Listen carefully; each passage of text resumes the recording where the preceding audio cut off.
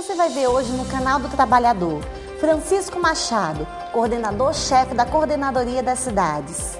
Ricardo de Holanda, diretor de comunicação da Sinagências.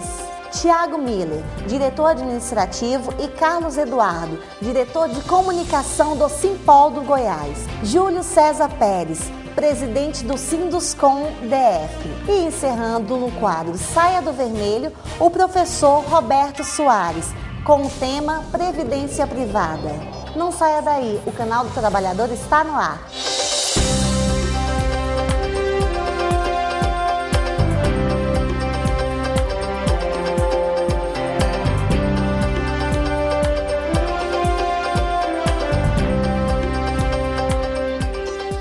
Bom dia, Brasília! No ar, mais um programa Canal do Trabalhador. E hoje conosco está o Francisco Machado, coordenador-chefe da Coordenadoria das Cidades. Bom dia, coordenador. Bom dia. Hoje nós vamos falar um pouquinho sobre as regras que, por meio de decretos que estão sendo alteradas e outras que ainda permanecem, né? Conta pra gente um pouquinho sobre essas regras. Olha, a principal preocupação do governo nesse momento é termos agilidade na liberação, né, dos processos iniciados para construção, né? O que esse decreto fez? Na verdade, o decreto não altera a legislação, a lei continua a mesma, 2105. O que nós fizemos é um ajuste na tramitação do material. O que acontecia antigamente? Né? O que acontecia? O pessoal dava entrada com esse processo da cidade, às vezes a documentação vinha incompleta, né? E incompleta acabava entrando, né, para exigência, às vezes vinha para nós, para a coordenadoria, né? A administração pedia para ir para a SEDAP, pedia para ir para lá, então ficava um circuito muito grande, né? E esse processo acabava demorando muito e o empreendedor aguardando. O que nós fizemos agora com esse decreto? Né, o decreto, a administração recebe a documentação, tem um checklist, analisa, a área técnica vê se as plantas que estão lá realmente constituem em projetos. Uma vez feito isso, se forem habitações ou empreendimentos menores que 2.000 metros quadrados ou menor que 3 pavimentos, a administração mesmo pode analisar e dar um parecer. Além disso, obrigatoriamente, esses processos vêm para a coordenadoria da cidade. Na coordenadoria da cidade, nós temos hoje uma diretoria responsável pela avaliação, né, análise e aprovação do caso, né, desses projetos. Esses projetos são avaliados e, se tiver tudo ok, devolve a administração e manda liberar os alvarás. Outra coisa que é bom ficar claro aí, que agora esses processos não passeiam por diversos órgãos da administração pública. Eles saem da administração, demora, né? Perfeitamente, eles saem da administração, vêm para a coordenadoria da cidade e lá recebe um parecer terminativo, né? Então, a pessoa que quer o licenciamento ou o alvará de construção, ela entregando toda a documentação certinha, ela tem um prazo para poder receber também, né? O prazo que nós estamos estipulando é 30 dias. Mas... né? Se faltar documentação, obviamente, nós vamos dizer para o empreendedor, a documentação está incompleta, por favor, complete essa documentação, ainda falta isso, né? Com a documentação completa, aí ele recebe 30 dias para que esse documento seja analisado e ter tido um parecer. Se for um empreendimento, como eu disse, maior de 2.000 metros quadrados, ele vem para a coordenadoria. A coordenadoria também tem seu tempo, né? Uma vez constatado que está tudo regular, obviamente ele recebe. Mas se entrar efetivamente no processo onde ele precisa rever, avaliar, né, esse procedimento, ele também tem um prazo para responder à administração lá. E esse prazo também é de 30 dias. Se o empreendedor, uma vez avisado, não se manifestar, não apresentar a documentação necessária, né, não cumprir as exigências que ali constam, ele também corre o risco do processo dele ser arquivado. Então, isso aí é extremamente importante porque o governo está fazendo a parte dele. Ele quer celeridade no processo. Nós temos total conhecimento, somos sabedores da importância que tem esse setor, a indústria de construção civil aqui no Distrito Federal. gerador de emprego, ocupação, uma importância muito grande no produto interno bruto, na absorção de mão de obra. Então o governo tem muita atenção com esse setor, mas o setor também tem que cumprir as suas exigências. Não é porque nós encurtamos o caminho que ele vai deixar de cumprir as exigências. Um dos motivos pelo qual assim, há muita demora é até mesmo pelo empreendedor, né? Porque acho que no meio do percurso ele faz alterações na planta. Então, assim, se não tiver toda a documentação certa, não tem como ser liberado em 30 dias e a demora vai sendo acrescentada. Quanto mais ele fizer alteração e não entregar a documentação necessária à administração, mais vai demorar. Não tenha nenhuma dúvida, né? Só a título de informação, nós fizemos um balanço sobre os últimos 1.000 pedidos que nós temos lá na... Que não são poucos, né? Diariamente são... Desse levantamento nós vimos que 80% são processos que caíram em exigência, que foram devolvidos para o empreendedor para ajustar o seu projeto e que, infelizmente, o empreendedor, em vez de ajustar o projeto, ele fica, na verdade, quase que esgrimando com o governo, apresentando justificativa que, infelizmente, à luz da legislação não se justifica. Então, isso demanda tempo, né? Eu acho que tanto para o empreendedor quanto para o governo, o que interessa é a agilidade no processo, é celeridade, é efetivamente a gente estar construindo, ocupando gente, gerando emprego, gerando renda, que é o que interessa para o Distrito Federal e para o país, né? O país precisa, né, se resolver do ponto de vista econômico, principalmente num momento desse de crise, né? E o setor da indústria da construção civil tem esse papel importante. Por isso que nós, hoje, ao dialogar inclusive com o sindicato, nós cobramos que o sindicato também dialogue com seus associados para que efetivamente esses sócios do sindicato cumpram efetivamente a legislação, porque hoje a sociedade nos cobra o Ministério Público, e não tem como a gente estar negligenciando a lei existente, que é uma coisa que até foi discutida com o setor. E para os empreendedores que não conseguem a liberação e o processo é arquivado, tem como recorrer? Tem alguma outra forma? Sim, se o processo for arquivado, ele pode, num outro momento, pedir o desarquivamento e começar de novo. Sem a menor dúvida, né? Mas quem perde é o empreendedor que está com recursos empatados, que está esperando iniciar a obra, né? A cidade toda espera. Fora que muitos começam a obra, né, sem ter o alvará, né, sem ter o licença. Aí é impossível, né? Sem a licença é possível iniciar a obra. Aí já é, na verdade, uma coisa feita à margem da lei. Né? Fora da regra. E qual a mudança que possibilitará a coordenadoria da cidade a funcionar como uma instância final? Não, na verdade, o que a gente tinha é o seguinte, né? Você, às vezes, o empreendedor fazia um recurso para a coordenadoria da cidade, a coordenadoria da cidade, através da sua diretoria técnica, dava um parecer, ele não concordava com esse parecer, daí ficava pedindo para que o processo fosse caminhado para essa ou aquela secretaria. Ele queria direcionar. Então, queria direcionar. Isso acaba trazendo um prejuízo. O que nós estamos dizendo hoje? De que, uma vez analisado, constatado a irregularidade, iniciado o processo de conversa com o empreendedor não respondido, inclusive, às exigências, passado o prazo dele, né, nós vamos arquivar esse processo. Então, não dá mais para ficar nesse jogo de empurra para um ministério, empurra para outro, aguardando que, de alguma forma, as coisas se resolvam por um caminho que, infelizmente, não vai ao encontro das normas exigentes hoje no Distrito Federal. E a sociedade é exigente, como eu disse, o Ministério Público mais ainda, não tem como o governo estar negligenciando. Se há alguma legislação hoje, ou algum artigo na nossa normativa que emperra, esteja desatualizado, né, o mais correto é fazer esse recurso junto ao legislativo para que a gente mude a lei. Mas uma vez a lei aprovada, não tem como nós estarmos tentando adequar ou buscando o jeitinho brasileiro para adequar. Porque para liberação de orçamentos, né, não tem como, não, né? Infelizmente, mas é muito difícil. E nós temos aqui, né, você que é empreendedor, cidadão, que quer participar das votações de prioridade de orçamento participativo, você pode entrar no site orçamentoparticipativo.df.gov.br. É isso? Isso, a partir de hoje até 7 de agosto. Até 7 de agosto. São 31 propostas, né? Na verdade, são 31 propostas eleitas pelos delegados do orçamento participativo como as principais propostas para o Distrito Federal. Você pode entrar no site e lá aqui tem as prioridades das propostas especiais. Aí você pode votar, dê uma olhada com carinho, com cuidado. Vota em 3 propostas. Podem votar em até 3 propostas. Isso. Então tá, muito obrigada, coordenador. Eu espero assim que as pessoas, os empreendedores, eles se conscientizem, né, para que possam ser mais ágeis, né, as suas licenças, né? Eu só queria registrar, viu, Carla, de que, né, o governo tratou essa questão com tamanha seriedade.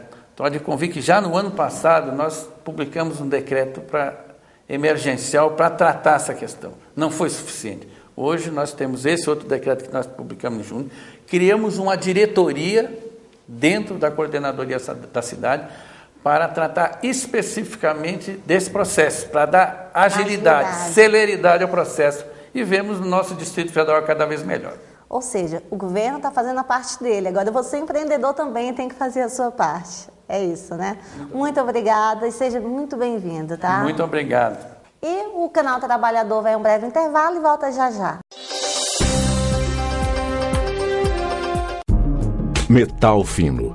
Grande variedade de joias com modelos e estilos dos mais conhecidos e renomados fabricantes. Semijoias com pedras naturais ou sintéticas com garantia de 1 ano.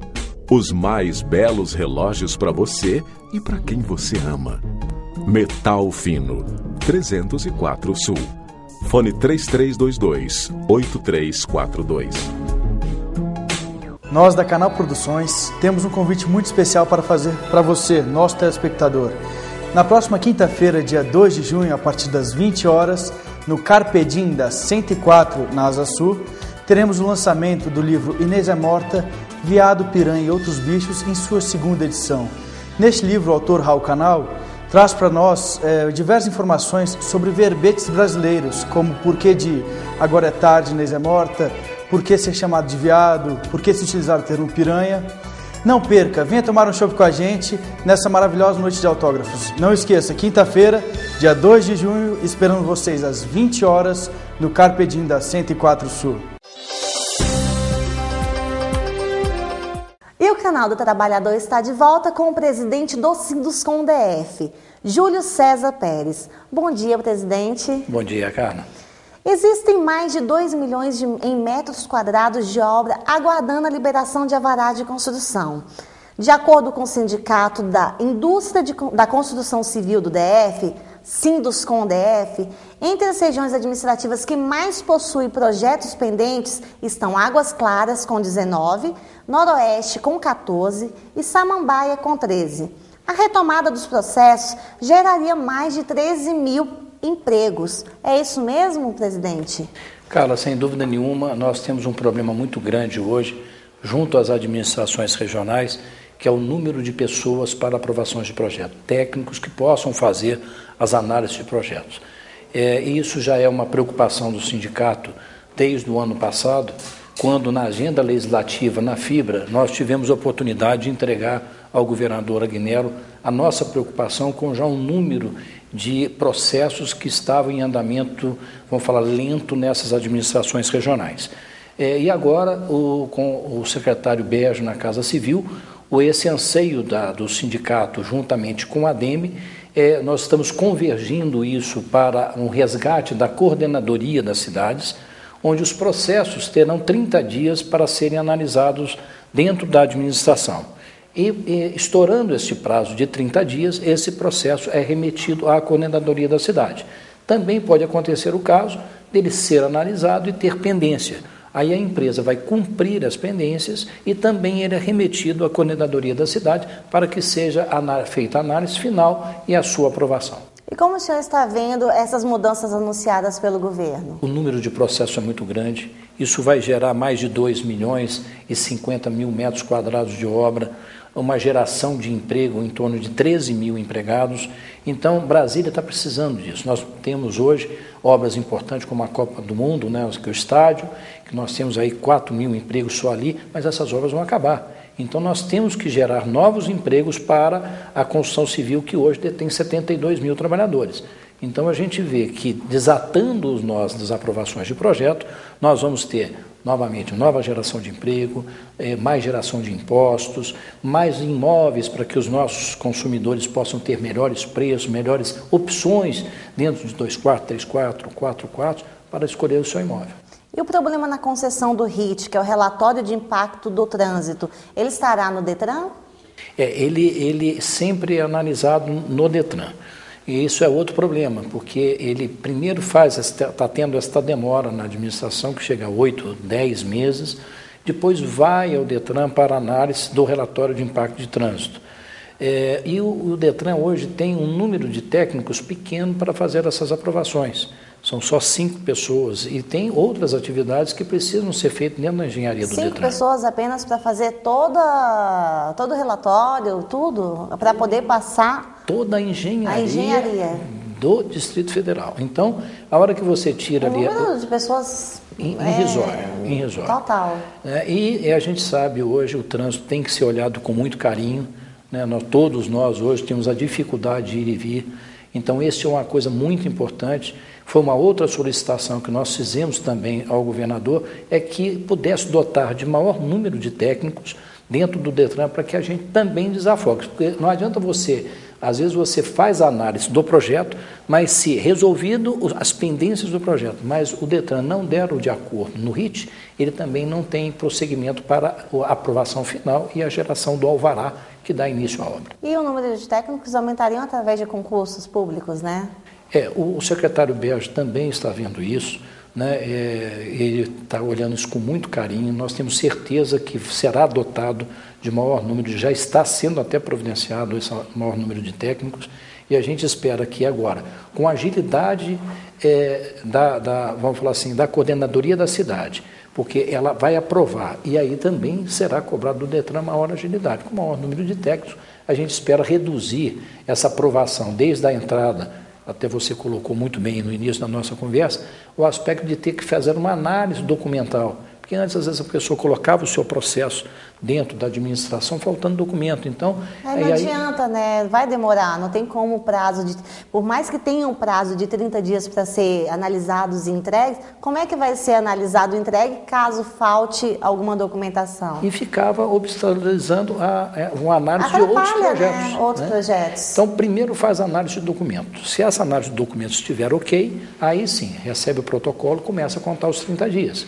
Então, a gente pede, inclusive, aproveitando o seu programa, para a gente pedir aos incorporadores que realmente façam uma análise criteriosa na hora de entregar a sua documentação para que passe no checklist. E ocorre também o caso de, por exemplo, a pessoa na demora de entrega de documentação ou alteração na planta, porque acontece muito, de os documentos serem arquivados, alguma coisa assim, para poder dar prosseguimento aos outros, né? Normalmente ele te dá, isso está no decreto, ele te dá as exigências e você tem 30 dias para o cumprimento também.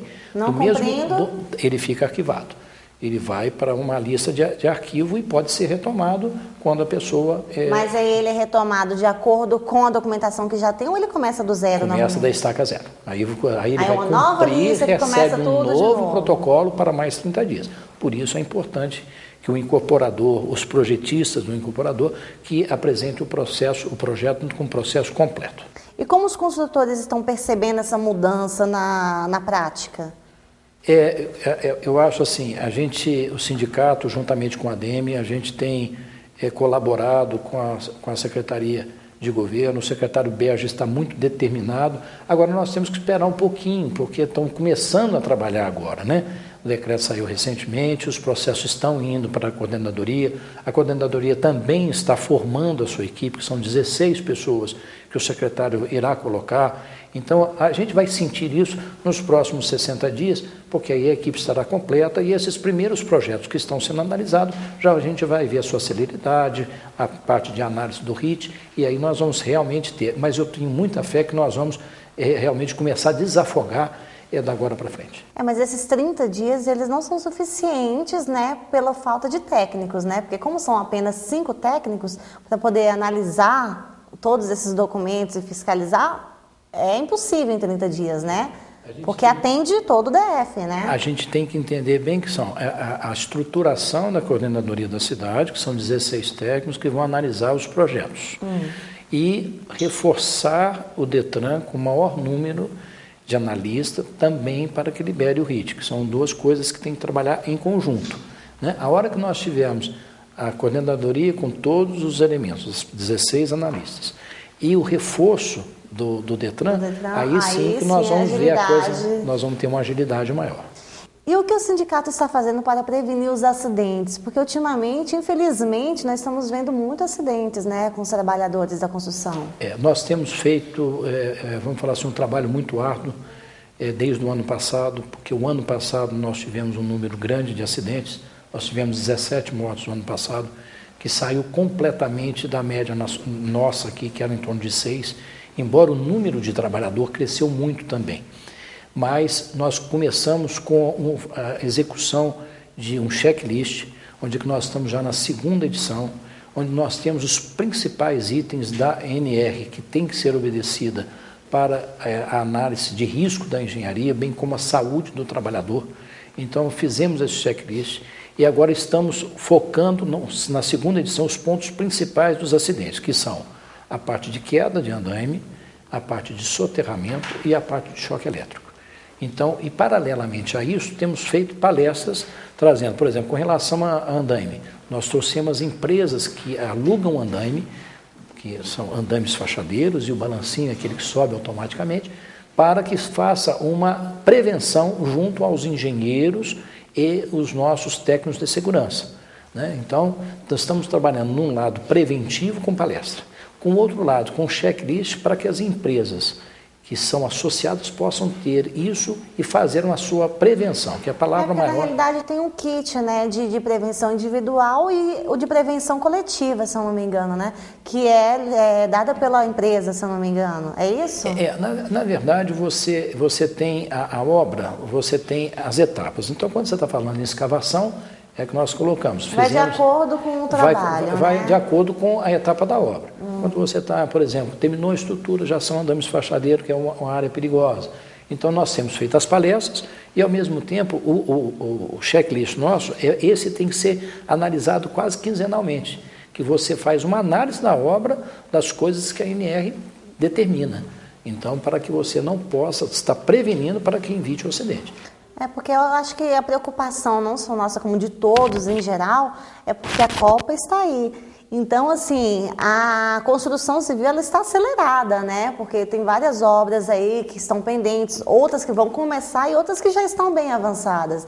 Mas só que essas que estão pendentes ou estão em andamento, elas estão, assim, em tempo acelerado. Então, isso causa ansiedade, causa preocupação e é onde, infelizmente, acaba causando os acidentes de trabalho, né? Sem dúvida nenhuma, isso que você colocou, com a celeridade das obras, por exemplo, o estádio mesmo trabalha quase como 3 turnos. Então, você tem trabalho, além de acelerado, você tem trabalho em horários que 24 horas por dia, né? Exatamente. Você precisa de maior atenção por causa do horário, da velocidade. Principalmente o horário noturno, né? Que a visão, muita gente já está cansado, a visão é outra, não é a mesma coisa do que durante o dia, que você está ali trabalhando, tendo, assim, as maiores precauções, porque durante o dia é uma visão, à noite é totalmente diferente, né? E o acidente, Carla, não marca a hora e nem momento. Não tem. Então, nós temos que estar vigilante durante todo o período de expediente de serviço. E pelo menos uma vez por semana tem que reunir através do encarregado, do mestre, principalmente através dos técnicos de segurança, para uma palavra de conscientização. Isso tem que ser uma determinação que vem do diretor da empresa, para o seu coordenador de obra, para o seu engenheiro e chegar na ponta até o servente, o pedreiro. A gente precisa que ele venha com saúde de casa e volte para casa com saúde. É toda uma equipe, né? Sem Ninguém dúvida. trabalha sozinho, né? Muito obrigada, presidente. Espero que tenha realmente assim, esclarecido a dúvida de muitas pessoas, inclusive dos empreendedores, das pessoas que estão na construção civil, porque são os maiores interessados nesta área, né? Nós é que agradecemos a oportunidade de estar aqui falando para vocês e colocamos sempre o Sinduscom à disposição do seu programa para qualquer outra coisa que seja correlata à construção civil. O Canal Trabalhadores também está à disposição. Precisando, estamos aí. Muito obrigado, cara. E o Canal Trabalhador vai um breve intervalo e volta já já. Metal fino, Grande variedade de joias com modelos e estilos dos mais conhecidos e renomados fabricantes. Semijoias com pedras naturais ou sintéticas com garantia de 1 ano. Os mais belos relógios para você e para quem você ama. Metal Fino, 304 Sul. Fone 3322-8342. Nós da Canal Produções temos um convite muito especial para fazer para você, nosso telespectador. Na próxima quinta-feira, dia 2 de junho, a partir das 20 horas, no Carpedim da 104, na Asa Sul, teremos o lançamento do livro Inês é Morta, Veado, Piranha e Outros Bichos, em sua 2ª edição. Neste livro, o autor Raul Canal traz para nós diversas informações sobre verbetes brasileiros, como porquê de Agora é Tarde, Inês é Morta, por que ser chamado de veado, por que se utilizar o termo piranha. Não perca, venha tomar um chopp com a gente nessa maravilhosa noite de autógrafos. Não esqueça, quinta-feira, dia 2 de junho, esperamos vocês às 20 horas no Carpedim da 104 Sul. E o Canal Trabalhador volta conversando com o Tiago Miller, diretor administrativo do Simpol Goiás, e Carlos Eduardo Soares, diretor de comunicação do Simpol. A greve dos policiais, civis e peritos criminais já duram 2 semanas. Investigação de homicídios estão paradas. Corpos levam até 12 horas para serem removidos e os suspeitos acabam sendo liberados na delegacia.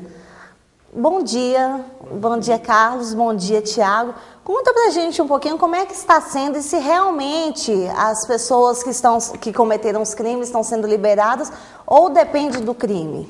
Bom, na verdade depende do crime, né? A nossa greve está sendo pautada nos 30% que a lei exige, né, da continuidade de serviço público. Então, aquelas pessoas que são presas em flagrante delito por crimes hediondos, como estupro, homicídio e outros equiparados, eles estão sendo autuadas em flagrante normalmente nas delegacias. Agora, crimes que dependem de perícia, como é o caso do crime de tráfico de drogas, onde a droga apreendida com o suspeito tem que passar por uma perícia, não está sendo feito o laudo e, consequentemente, o suspeito está sendo liberado na delegacia por falta do laudo. E, de fato, as investigações de todos os tipos de crime estão paralisadas enquanto durar a greve. Na realidade, quem está totalmente parado?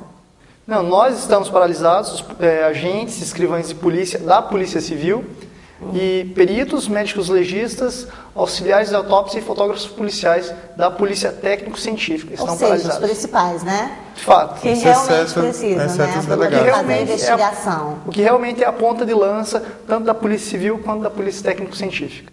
E quais são as suas principais reivindicações?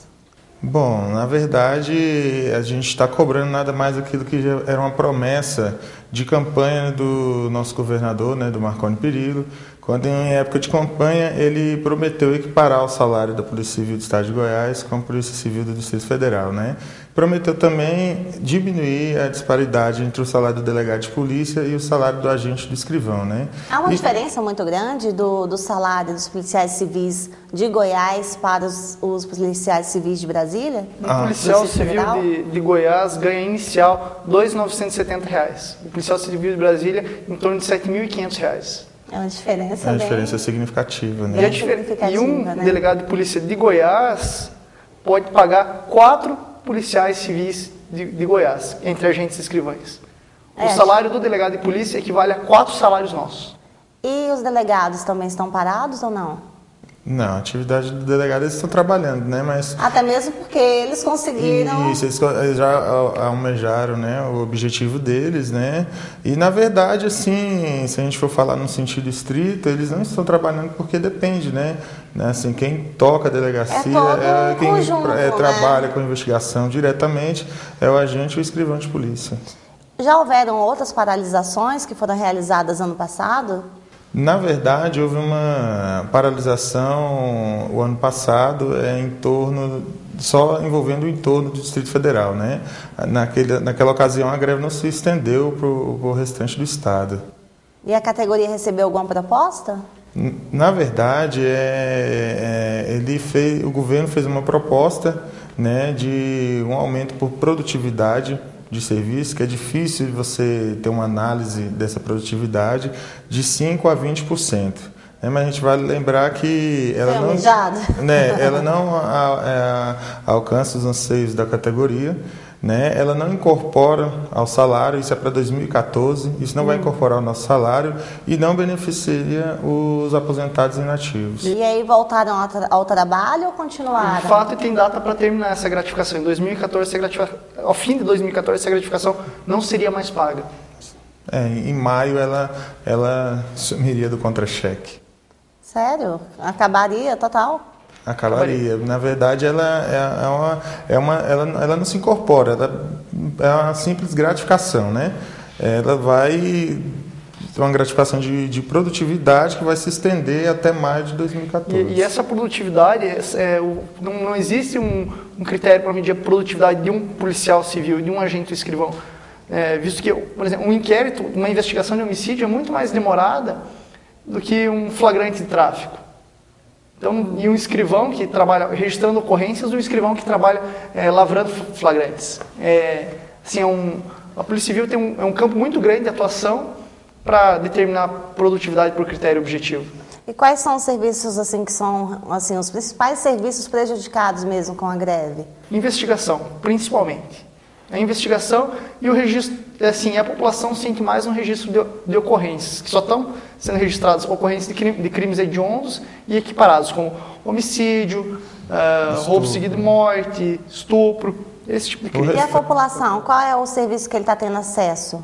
Na verdade, o mal prejudicado com essa história toda é a própria população, né? Porque, como o Thiago falou, só se registra no período de greve ocorrências de homicídio, estupro e outros, né, relacionados a crimes hediondos. O restante está parado.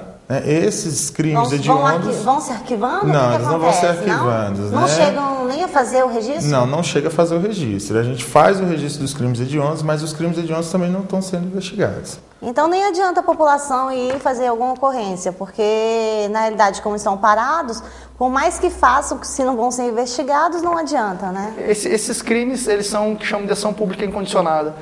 A população não precisa registrar. Nós tomamos conhecimento. Vocês vão atrás. E nós mesmos registramos esses crimes hediondos.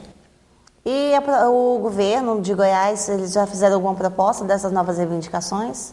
Na verdade, estamos esperando uma chamada dele, né, para conversar, para abrir negociações. O sindicato, a categoria, o comando de greve está aberto, né, a negociar, a sentar, a conversar, para que a gente possa colocar fim ao movimento grevista. Vocês não sentaram ainda para conversar? Não, na verdade, o governo vem protelando essa negociação há 1 ano e meio. Né? Ele vem empurrando, né? Vem empurrando com a barriga há 1 ano e meio, né? E eu digo até enganando toda a categoria policial. E chegou uma hora que a própria categoria, né, se irritou, né? No início não se falava em greve, a própria categoria deu a oportunidade, né? Não foi o sindicato, foi a categoria, deu a oportunidade ao governo de oferecer a proposta, né? Ele empurrou até mesmo com a barriga, para não prejudicar vocês e nem a população, né? E nem porque, ter o desgaste de entrar numa greve, porque uma greve é cara, uma greve prejudica a imagem do governo, uma greve prejudica a imagem da polícia e ela desgasta também a população, né? Até mesmo que a população ela se revolta, não com o governo, e sim com os policiais que estão parados, né? E o próprio policial sai desgastado de uma greve. Porque numa greve existe muito deslocamento de uma cidade a outra para alguma manifestação, para ter alguma negociação, vai lá, determinados policiais negociar. É desgastante para o policial em si, não só a imagem, mas a própria saúde. Fica assim, você tem que viajar muito durante uma greve. E aí, por enquanto não há nenhuma proposta, vocês vão continuar de greve? De fato, não iremos. Como... Na verdade, a Justiça declarou o movimento ilegal, né? Mas isso já é um costume, já não só no estado de Goiás, mas em outros estados. O nosso tribunal é um tribunal político, né? Político-jurídico, né? Então já foi declarado ilegal o nosso movimento paredista, né? Mas já estamos ingressando com agravo de instrumento para recorrer em segunda instância, né? E enquanto o governo não sentar para negociar, o movimento grevista vai continuar. E vai só aumentando, né? Porque tem um número X de pessoas que estão em greve, alguma porcentagem? Como é que está? Na verdade, a gente tem uma instrução normativa elaborada, né? Ela determina 30% do efetivo em exercício para não prejudicar a continuidade do serviço público, que são a lavratura daquelas ocorrências que nós já citamos, que são os crimes hediondos, né? Mas independente também, né? Não adianta. Quem está trabalhando não pode fazer as investigações. Realmente não estão fazendo, né? As investigações. Não está fazendo investigações, mas está em seu local de trabalho informando a população das razões da nossa greve. E eu quero ressaltar que essa greve não é greve do sindicato, não é uma greve da Polícia Civil, é a greve do policial civil. O policial civil que está indignado, está irritado, está desvalorizado, e isso que motivou toda essa revolta. 100% da categoria aderiu à greve, contudo, estamos cumprindo os 30% que a própria Constituição determina. Ou seja, vocês estão apenas reivindicando o salário de vocês, a melhoria salarial, né? Porque, infelizmente, é realmente injusto o salário de vocês com o salário dos policiais civis aqui de Brasília. Não só daqui, né? Os próprios delegados, né? Que os próprios delegados de Goiás, eles reivindicaram, eles conseguiram um valor bem acima do valor que vocês recebem, né? Então, nada mais justo do que vocês também receberem o valor que vocês estão pedindo, né? Na verdade, a gente não está pedindo nada de extraordinário, né? A gente está pedindo, né, uma isonomia salarial com os colegas do DF, e que essa isonomia foi prometida pelo governador, né? Essa prometida e não cumprida, né? Prometida e não cumprida, né? Só que está cobrando aquilo que foi prometido em época eleitoral, né? Para ter uma noção de valores, os delegados de polícia, numa projeção até 2014, o salário inicial será de mais ou menos R$13 mil. Equiparado aos delegados de Brasília. Equiparado aos delegados de polícia de Brasília. Mas, assim, isso em início de carreira. Mas, atualmente, não existe nenhum delegado na classe inicial, que é a terceira classe. Visto que o governo promoveu todos os delegados, até os em estágio probatório, à classe superior. Infelizmente é injusto, né? Eles deveriam até fazer mais concursos públicos para poder pleiteá-los melhor, né? Porque, na realidade, também não adianta fazer concurso e não chamarem, né? Porque o número de ocorrências é muito grande, até pelo número das pessoas que estão trabalhando em investigações, escrivãos e etc, né? Essa é uma das nossas reivindicações, né? Nós temos hoje na Polícia Civil do Estado de Goiás cerca de 4 mil policiais civis, quando, na verdade, a gente precisava, no mínimo, de 7 mil policiais civis. Então, além da questão salarial, a gente tem questão de estrutura, trabalho, né? Estrutura física, material humano, né? Está muito precário.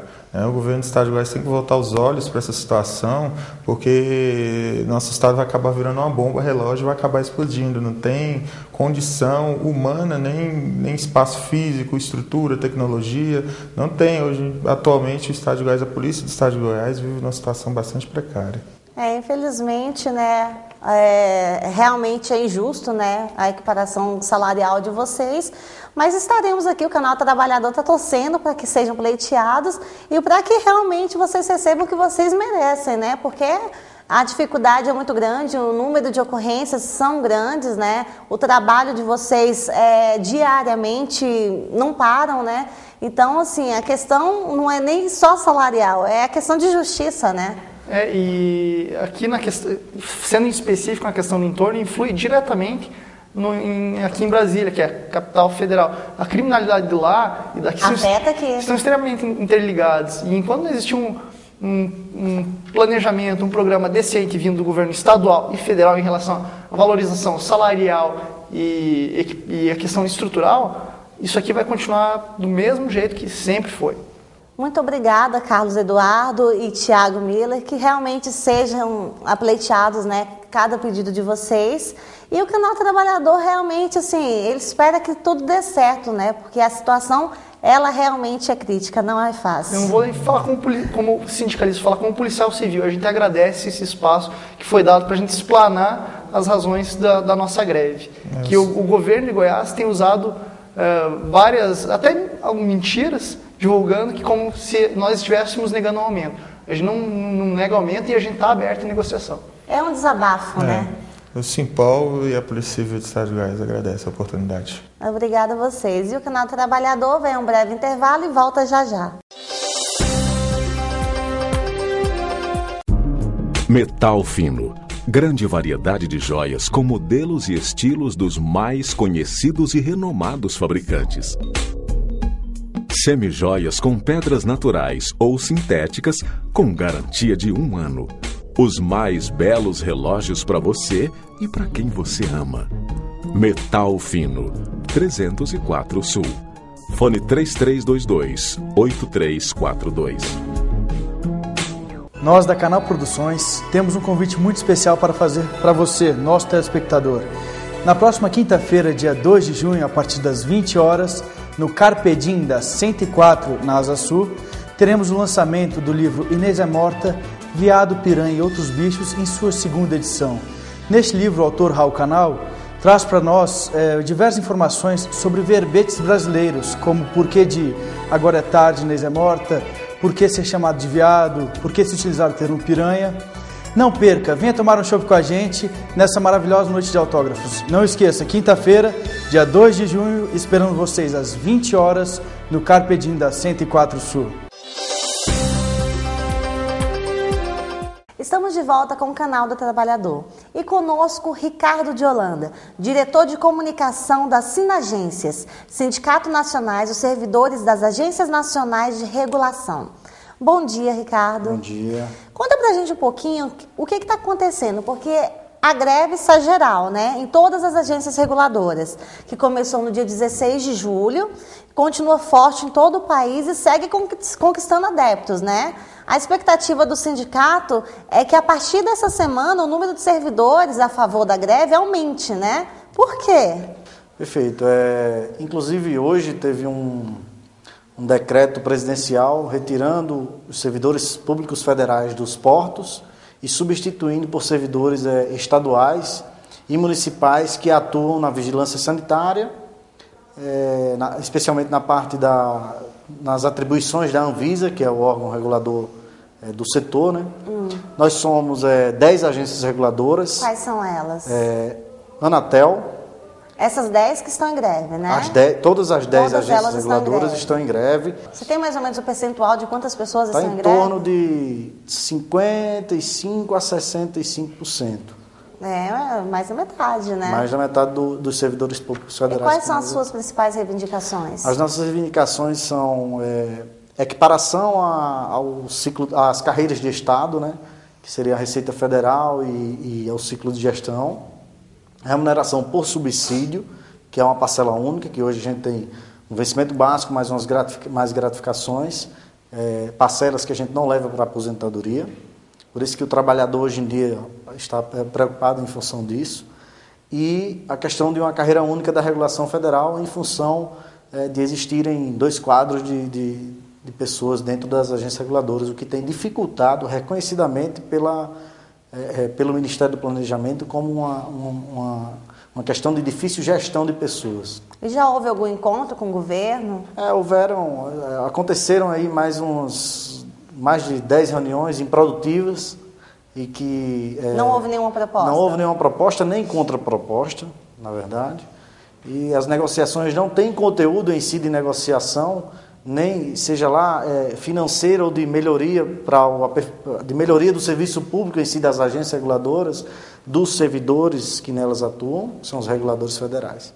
E quais são os próximos passos que a categoria vai levar daqui para frente? Os próximos passos é que, assim, até com o decreto presidencial que hoje foi publicado no Diário Oficial da União pela presidente Dilma Rousseff, isso provocou mais união entre os trabalhadores, em função de ter sido considerado pela categoria um ataque à autonomia das agências reguladoras e à capacidade de regular a área de portos, aeroportos e fronteiras do Brasil, porque a área de vigilância sanitária é uma área reconhecidamente que presta um serviço público de excelência no Brasil e ela faz parte de um setor estratégico para a segurança nacional e também para a proteção da saúde pública em si, porque lá estão sendo fiscalizados, inspecionados os navios e as cargas que neles chegam e saem do porto. E essa movimentação que vocês estão fazendo é a primeira ou já houveram outras? Já aconteceram outras greves em 2004, em 2006, em 2008. Essa seria a 4ª greve, mas essa foi uma Obteve greve... algum sucesso ou não? Todas obtiveram sucesso. Essa greve ela é mais geral, a gente chama ela de uma greve geral porque atingiu todas as agências reguladoras. Né? E assim, o governo também teve uma questão na NTT muito específica que atacou o direito de greve do trabalhador brasileiro, que foi descontar o salário do servidor em pleno movimento grevista. Isso jamais aconteceu no Brasil. E assim, isso causou... E afeta muito, né, aos grevistas e também a população, né, que precisa do serviço, perfeitamente. Quando você desconta o salário, você gera uma insatisfação no servidor, gera insatisfação nos servidores que estão no lado, que às vezes não entram em greve.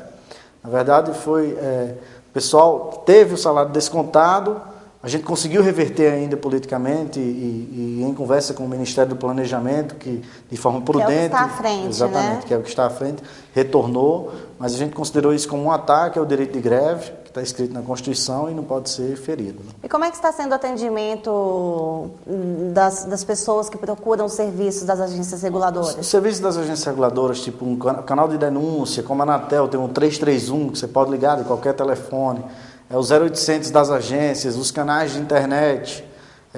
Esses canais de atendimento à população não têm sido prejudicados, porque é um canal automático já, por questão da tecnologia da informação já ter avançado, esses canais não estão prejudicados. Mas tem alguns que estão sendo, por exemplo, da Anvisa, né? Tem alguns navios que estão precisando de vistorias e ainda não foram feitos, né? Aí é a questão dos portos, que aí é onde tem onde circula a maior economia do país, tipo assim, 80% do PIB brasileiro passa por todas as agências e a maioria E com os navios sem serem vistoriados, não tem como sair, exatamente. né? E às vezes, tipo assim, mantendo os 30% do jeito que a justiça... Pouco, né? É pouco, sem dúvida. Não tem como você atender diversos navios.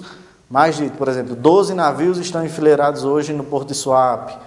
Mais de 50 estão no Porto de Paranaguá, que é o segundo maior porto do país. Hoje, o presidente do sindicato, que é João Maria, ele está lá no Porto de Santos, e o Porto de Santos está paralisado e está começando a enfileirar navios. Isso é uma preocupação, não é uma preocupação só do governo, é uma preocupação dos sindicalistas, porque o que a gente quer é negociar. Qual é o nosso... a gente diz muito assim, a arma do governo é a austeridade. Não temos dinheiro, não tem dinheiro por quê? Se desonera bilhões e bilhões, mais de 100 bilhões para o setor para o empresariado, diminui impostos em várias áreas que a gente viu aí, desde de automobilístico até outros, mas para o trabalhador não falta diminui. Funcionários também, a questão de concurso público, né, que eles deveriam abrir mais vagas, né, e chamarem mais também, né? Sem dúvida. Na Anatel, um exemplo clássico, tem 513 fiscais para fiscalizar mais de 300 milhões de usuários. Quase impossível, né? É impossível fazer, e dentro desse escopo, da questão de fiscalização da Anatel, existe a questão de cobrança indevida, que vai direto no bolso do cidadão, existe questões de atividades de rádio e TVs clandestinas que são piratas, utilizados, que é uma questão muito, muito delicada, porque em períodos eleitorais, por exemplo, se a fiscalização da Anatel parar durante mais de um mês, em pleno ano de eleição, isso pode ocorrer o uso clandestino de rádio e televisão. Com certeza. Além de rádio e televisões piratas interferirem nas comunicações... em geral, né? Aeronáutica, inclusive, como, né? Na comunicação entre o piloto e a base de controle. Então, existe essa preocupação, também é nossa, não é só do governo, não. E para nós concluirmos aqui, o que você tem a dizer ao governo? Porque, como está dizendo aqui, nessa semana mesmo o número de grevistas vai aumentar, né? As pessoas que estão aí nesse movimento, as pessoas da categoria, cada dia que passar vai aumentar mais. O que você tem a dizer? Na verdade, a gente fica... em nome dos grevistas, né? Em nome dos grevistas, quanto mais a gente enxerga a categoria, a união dos trabalhadores, e a categoria mais unida, mais forte no movimento, mais mobilizada, porque o nosso movimento sindical, o Sinagências, ele é nacional, então... Atinge todo o país, E a gente não é um sindicato, nem tem servidores filiados que não saem para a rua. Nós saímos para a rua para protestar também. Até porque nós consideramos as agências reguladoras uma interface da sociedade. Então, nós temos o condão e o dever de proteger a sociedade, a implementação de garantir a implementação das políticas públicas e, além do mais, temos uma função especial que é de garantir o equilíbrio econômico-financeiro das empresas. Ou seja, nós mantemos as empresas com equilíbrios econômicos e financeiros, reajustando algumas tarifas, questão de remuneração de contratos, de preços, para se adequarem, né? Para se adequarem e não deixar a empresa, o que gera, na verdade, investimentos também, as questões de ação, tem ação regulatória dentro de um regulamento, de um instrumento normativo que a gente chama, que gera impacto no dia a dia do setor regulado, que pode gerar um certo investimento. Isso aí gera empregos também. Então, assim, a regulação federal precisa ser entendida pelo governo como um setor estratégico, não somente para o Estado brasileiro, mas principalmente para a sociedade. Muito obrigada, Ricardo. Eu espero que todos os pedidos, as reivindicações, né, sejam atendidos, até mesmo porque se não forem atingidos, quem vai ser atingido vai ser a população, né? Porque cada dia que passa, o número de pessoas da categoria vão aumentar cada vez mais, né? Sem dúvida. E a gente agradece a oportunidade a vocês e pede aí a compreensão da sociedade, que esse é um movimento sindical, que a gente está em defesa de um serviço melhor, né?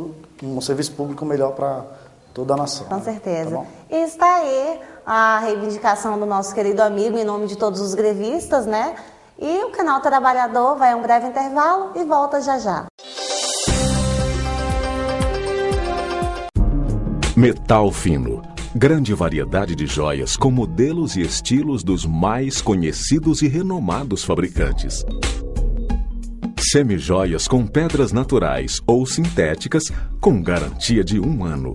Os mais belos relógios para você e para quem você ama.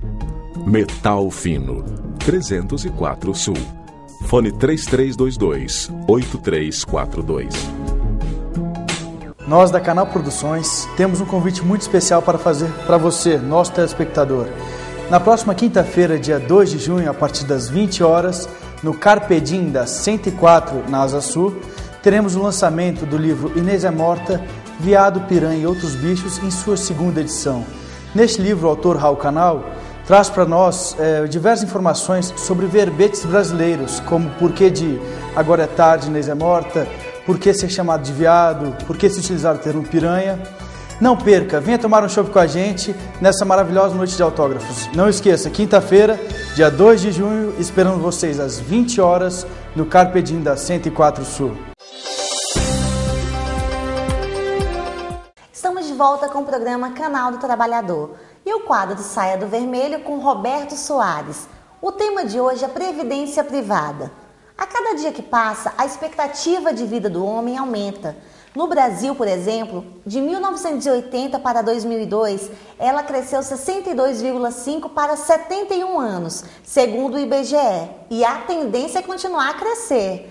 Além de querer descansar e curtir outras atividades, com a idade e alguns custos adicionais, chegam como dos remédios e altas mensalidades de convênios médicos. É importante, portanto, que você pense como garantir uma boa renda de sua aposentadoria, além da aposentadoria paga pela Previdência Social. Uma boa maneira de investir é um plano de previdência privada, ou seja, aplicar mensalmente desde jovem uma pequena quantia de dinheiro que ao final de seus 30 a 35 anos se constituirão numa boa grana. Os administradores desses produtos financeiros normalmente aplicam seu dinheiro em fundos e ações conservadoras para garantir rentabilidade. Você poderá desfrutar a melhor idade da melhor maneira possível. Bom dia, professor Roberto. Bom dia, Carla. Conta pra gente um pouquinho, para quem não sabe, o que é previdência privada?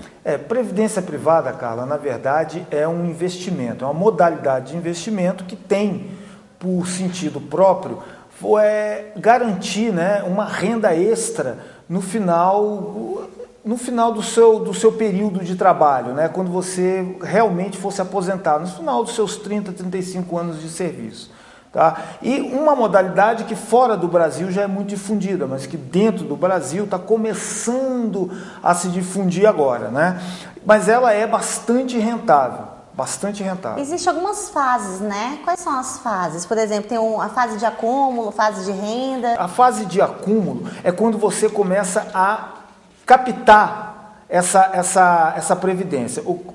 Como é que isso funciona? Isso funciona da seguinte maneira: você vai ao banco, contrata esse serviço, e aí o que acontece? Você fala para o gerente o seguinte: eu quero me aposentar com 60 anos e quero ter uma renda mensal de R$3.000.